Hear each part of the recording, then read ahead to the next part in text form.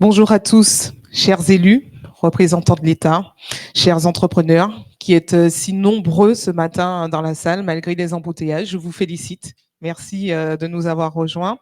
Merci également à ceux qui nous suivent en distanciel, puisque je vous le précise, cet événement est diffusé en direct sur la page YouTube du MEDEF et la page Facebook du MEDEF Martinique. Bienvenue dans la rencontre du monde économique by MEDEF Martinique. Au programme, une matinée avec 17 intervenants et autant de sujets différents autour de l'économie du territoire. Une matinée riche et on va commencer tout de suite avec le mot d'ouverture de la présidente du MEDEF Martinique, Catherine Rodap. C'est à vous.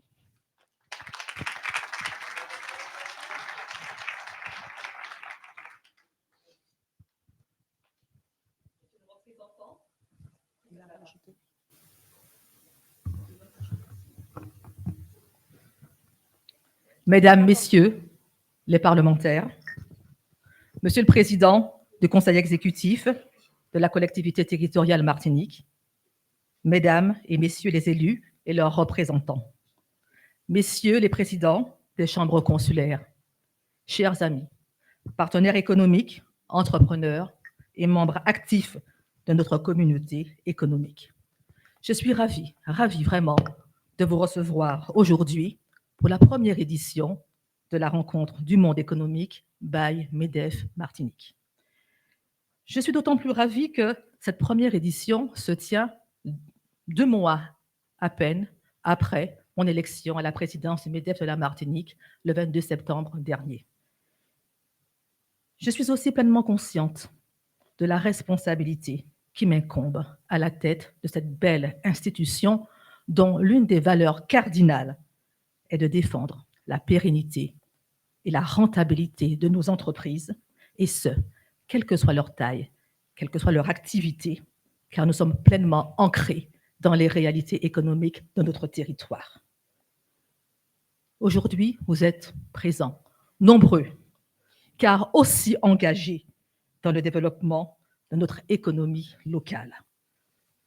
Une belle matinée qui s'annonce, qui réunit des esprits brillants et qui s'annonce comme une opportunité pour nous tous, précieuse, de partager nos expériences, de partager nos réflexions, nos soucis, nos succès, nos défis, dans un esprit toujours, et qui se veut toujours, collaboratif et constructif.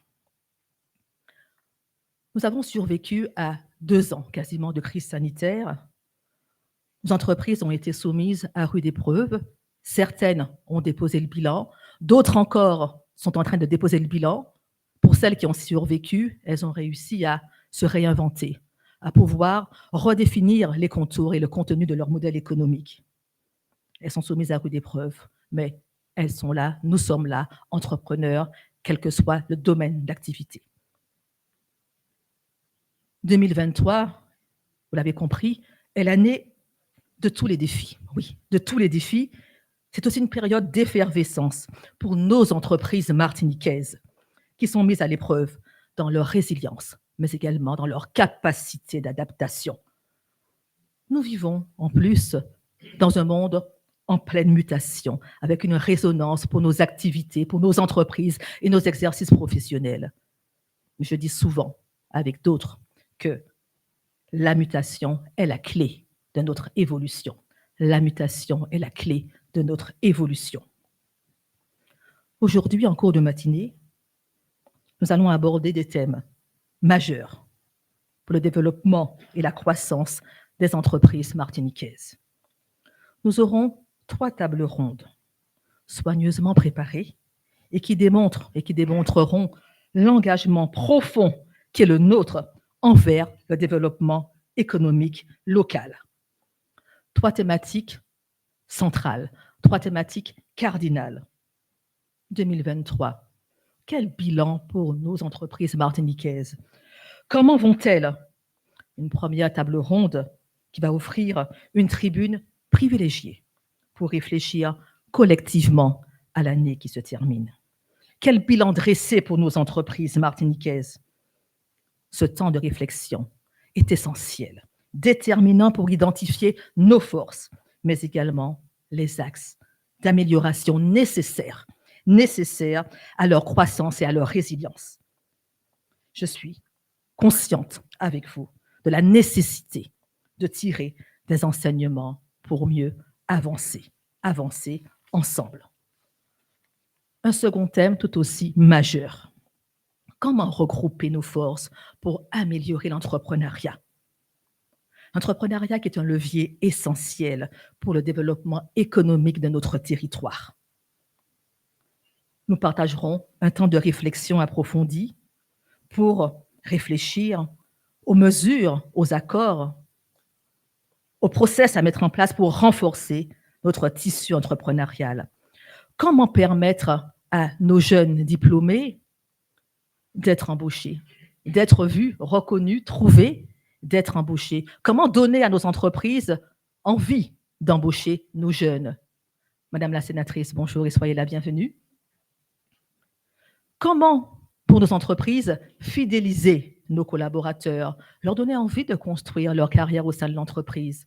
Comment faire cette route croisée qui serait une véritable rencontre profitable à l'entreprise? Un maître mot, la formation. La formation est déterminante pour nos entreprises si elles veulent s'inscrire dans une stabilité et dans une pérennité. Une formation qui soit experte et qui soit au rendez-vous, aux besoins de notre réalité économique et de nos entreprises. La réussite d'un territoire, nous le savons tous, passe également par la contribution qualitative de ces entreprises et par le rôle aussi de ses partenaires sociaux. Alors, comment ne pas reconnaître l'importance capitale de regrouper nos forces pour stimuler l'entrepreneuriat?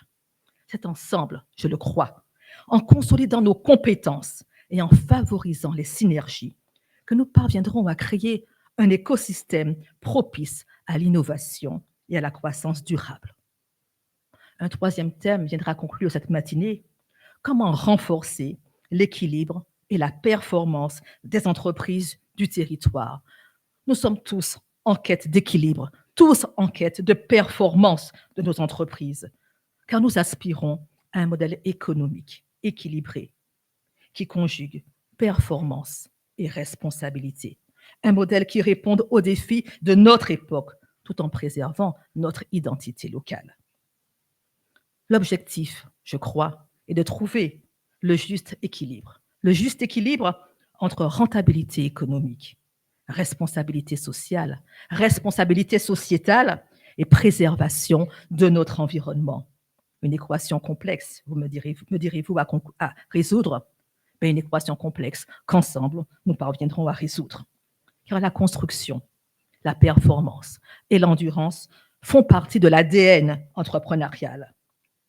Le MEDEF de la Martinique est convaincu que notre force réside dans notre capacité à collaborer, à échanger des idées, y compris dans le contradictoire, y compris dans la divergence des points de vue. Oui, le contradictoire a son sens, car il permet de construire de façon ajustée dans l'intérêt général du territoire. Nous devons échanger des idées novatrices et œuvrer collectivement, pour l'essor de notre économie. Alors aujourd'hui, nous sommes réunis pour audacieusement, mais pleinement ancrés dans nos savoir-faire, pour façonner ensemble l'avenir de nos entreprises, pour tracer des voies nouvelles et pour consolider les fondements d'une croissance équitable, d'une croissance pérenne. Nous voulons concourir à assurer l'avenir de nos jeunes. Nous avons la responsabilité citoyenne de leur transmettre un territoire économiquement viable. Croissance et responsabilité sont indissociables. Je vous invite donc, chers participants, à saisir pleinement cette opportunité d'échange, à partager vos visions sans filtre. Ensemble, explorons de nouvelles pistes, ouvrons des horizons et soyons les artisans d'un avenir économique prometteur pour notre chère Martinique. Je suis consciente que nous ne pourrons pas débattre en un temps si court mais nous pouvons et nous pourrons et nous poserons des idées, des réflexions et travaillerons par la suite sur des bases communes. Je tiens à vous exprimer ma profonde gratitude envers chacun d'entre vous pour votre engagement continu, permanent, en dépit des difficultés, pour votre dévouement envers notre économie locale.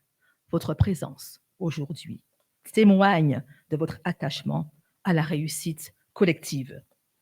Je vous souhaite donc une matinée riche en réflexions, riche en échanges fructueux et constructifs. Je vous remercie.